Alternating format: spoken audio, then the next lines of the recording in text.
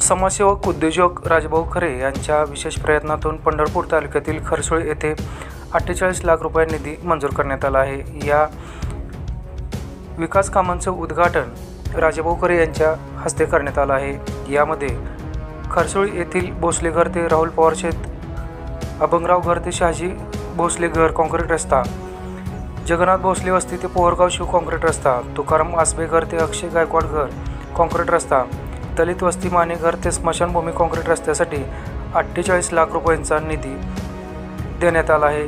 हा रस्ता मंजूर केल्याने राजभाऊ खरे यांचं जोरदार स्वागत करत त्यांचा ग्रामस्थांच्या वतीने सत्कारही करण्यात आला।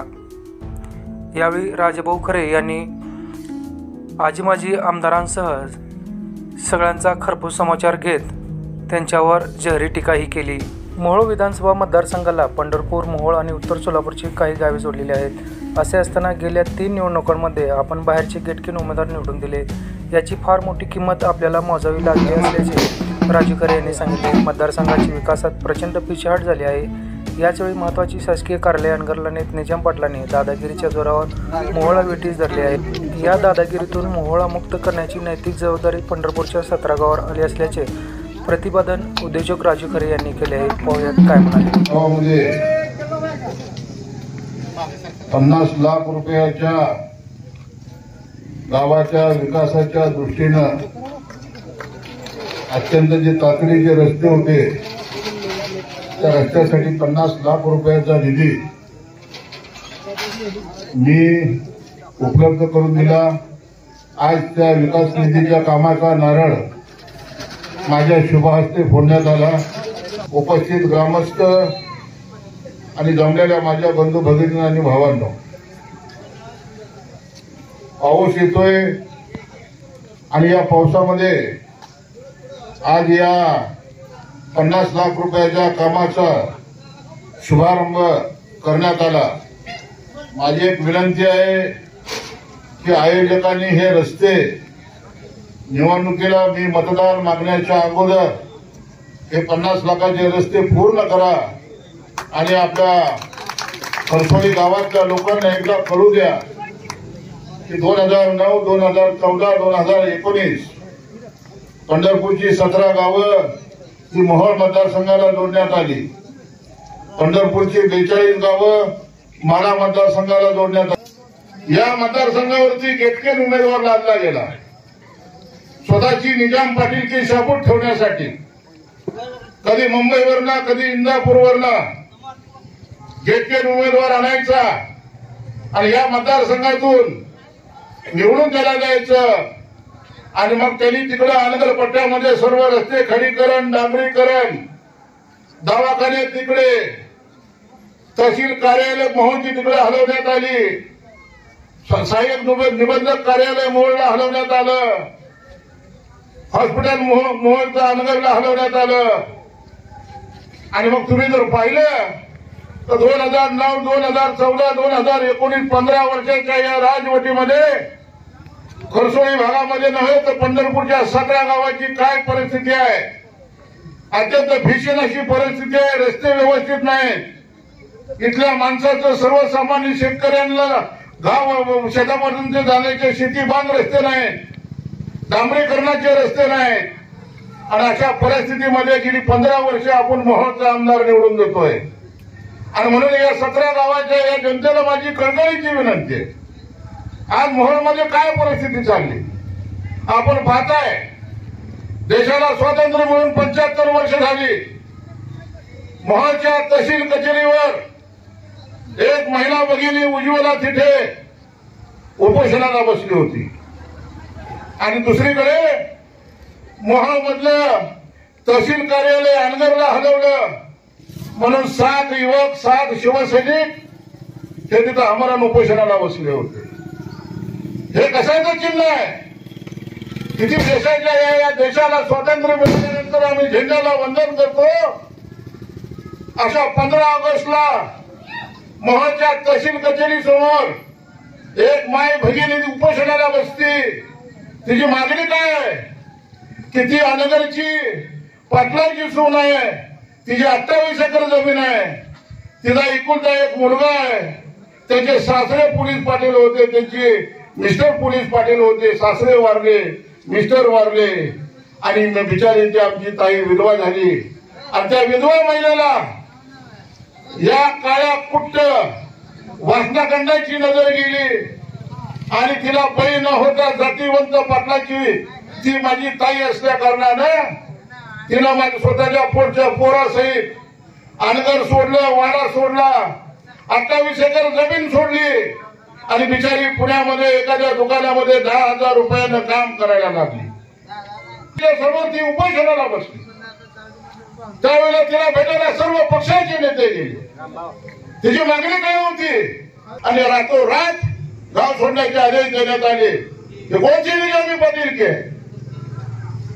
आणि दुसरीकडे मोह 60,000 लोकसंख्येचं शहर, नरखेड गट, पेदूर पाटकोड गट आणि आष्टी गट 42 गावं महत्व तहसीलमधलं काढून अनगरला जोडण्याचं महापाप इथल्या विद्यमान आमदारानं केलं.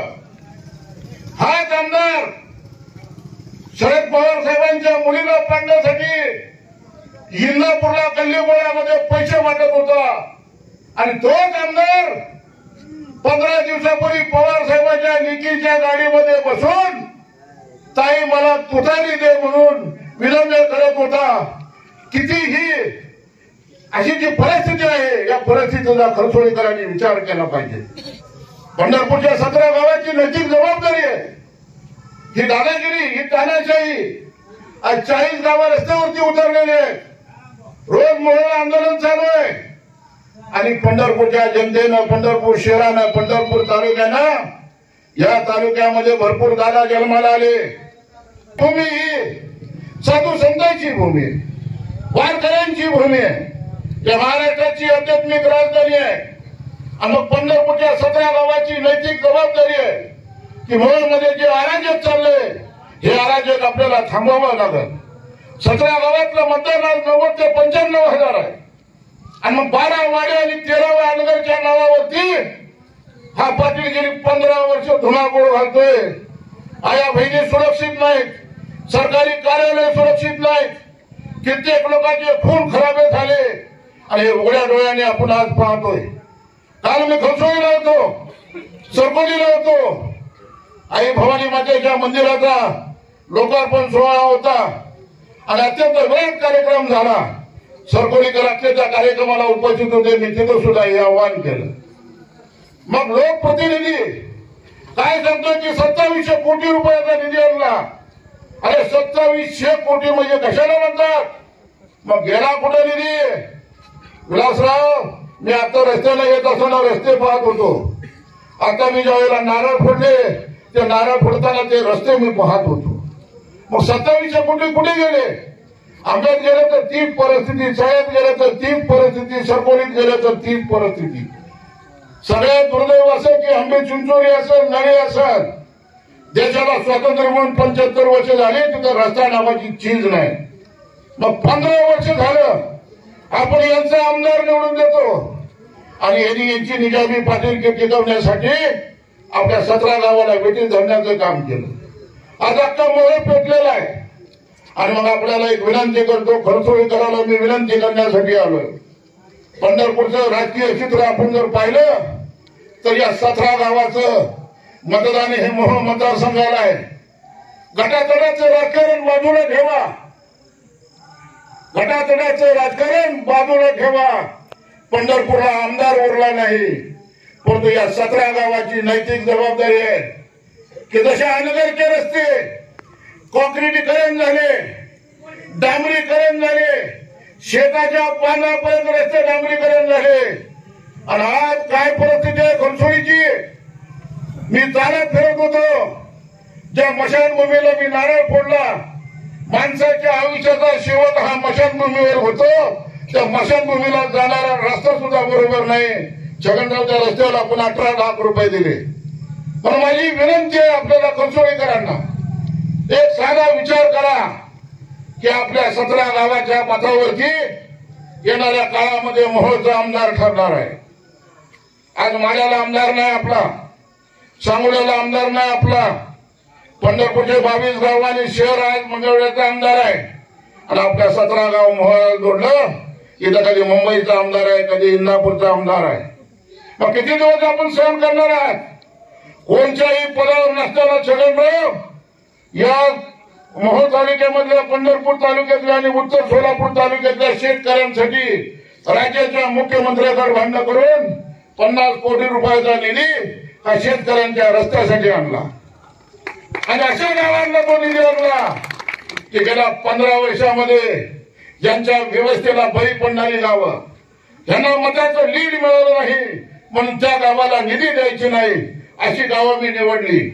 मग वडदेगाव असेल, वरपुटा असेल, औंधी असेल, बेगमपूर असेल, आंबे चिंचोली असेल, पुळजवाडी असेल, पुळजवाड्याचे सरपंच इथं बसलेले त्यांना विचारा.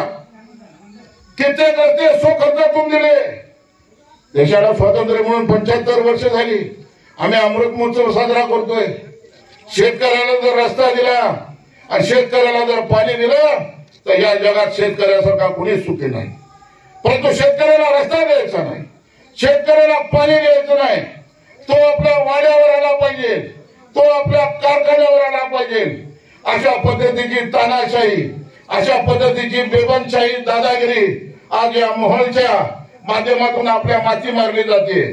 म्हणून मी पंढरपूरच्या 17 गावाला, विशेष करून खरसोळीकरांना हात जोडून विनंती करतो की प्रत्येक शेतकऱ्याला मागेल त्याला रस्ता. ज्या वेळेला मोहोळला दुष्काळ पडला, आपण पाहत होता की मोहोळला दुष्काळ पडल्यानंतर 15 दिवस मोहोळच्या जनतेला प्यायला पाणी मिळत नव्हतं. अरे तुमच्या घरात 40 वर्षाची सत्ता आहे, तुमचे वडील आमदार, तुम्ही स्वतः आमदार, आणि नंतर तुम्ही 3 गेटके उमेदवार आमच्या माती मारले तरी 15 दिवस मोहोळ शहराला पाणी मिळत नाही. ही कसली परिस्थिती आहे? आणि दुसरीकडे एक विदारक चित्र की युवतीच्या तलावावर छगनराव 4 मोटरी लावून अनगरला पाटील पाणी आणतोय. एकीकडे अनगरला पाणी आणि दुसरीकडे मोहोळच्या जनतेला पाणी नाही. परंतु हा पंढरपूरचा पट्ट्या मोहोळ मतदारसंघामध्ये 15 टँकर दिले. 24,000 लिटरचे 15 टँकरनं मोहोळकर जनतेला 70 दिवस ऐन दुष्काळात पाणी पाजण्याचं काम मी केलं. आणि मला खात्री आहे मोहोळची मायबाप जनता पाहत होती की युवतीच्या तलावातलं पाणी अनगरला जातं आणि पंढरपुरात जन्मलेला राजू खरे नावाचा एक कार्यकर्ता 15 टँकरनं आम्हाला पाणी पोचतोय. मला पूर्ण त्यांच्यावरती विश्वास आहे की ज्यांनी या 70 दिवसामध्ये 15 दिवसाला भेटणाऱ्या माणसाला मी 2 टाइम सकाळ संध्याकाळ 12 टँकर पाठवला आणि पाण्याची व्यवस्था केली. त्या जनता निश्चितपणाने 2024च्या निवडणुकीला यांना पाणी पडल्याशिवाय राहणार नाही. आणि म्हणून 17 गावाची नैतिक जबाबदारी आहे. तिथलं रजिस्टर ऑफिस नेण्यात आलं, तिथलं तहसील कचेरी नेण्यात आली, मोहोळचं हॉस्पिटल नेण्यात आलं. तेव्हा मोहोळची जनता इतकी उद्रेक झालेली आहे की वाट पाहती 2024च्या विधानसभेची.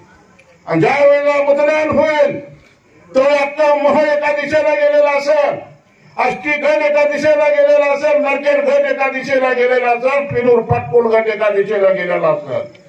आणि म्हणून माझी विनंती तुम्हाला कळकळीची करतो की कोणत्याही पदावर नसताना 50 लाख रुपये मी खरसोळीकरांना दिले. परंतु या 17 गावाच्या शिदोरीवरती मी मोहोळ विधानसभेची निवडणूक लढतोय. मला मागे फक्त येऊ देऊ नका, कारण 17 गावाची जबाबदारी आहे की राजू खरे हा पंढरपूरचा सुपुत्र आहे, पंढरपूर तालुक्याचा सुपुत्र आहे. तो मोहोळमधून विधानसभेची निवडणूक लढतोय. आणि मग गटातटाच्या राजकारणाला बाजूला ठेवून एवढं चांगलं काम करणारा पोरगा महाराष्ट्राच्या विधानसभेमध्ये पाठवण्याची सगळ्यात मोठी जबाबदारी या 17 गावाची आहे. पलीकडे जाऊन मागेल त्याला रस्ता, मागेल त्याला पाणी, शिक्षण संस्थेला मदत. ज्या शिक्षण संस्था या अनगरकर पाटलांच्या बळी पडल्या अशा कित्येक संस्थेला मी 25 लाख, 10 लाख, 15 लाख रुपयाची मदत केली. आणि शाळा चांगल्या दुरुस्त करा, कारण तिथं भोजन समाजाची पोरं शिकतायत, गोर गरिबांची पोरं शिकतायत. अशा पद्धतीचा अमुक नगर बदल आपण या मोहोळ मतदारसंघात केला. शिक्षण असेल, आरोग्य असेल, कोण आजारी पडत त्या आजारी माणसाला आपण मदत करण्याची भूमिका ठेवली. माझ्याकडे साखर कारखाना नाही, माझ्याकडे सुतगिरणी नाही, माझ्याकडे बँक नाही, पण तो काम करणारा कार्यकर्ता म्हणून आज मोहोळची जनता, पंढरपूरची 17 गावं, उत्तरची 24 गावं माझ्याकडे आशेनं पाहत आहे.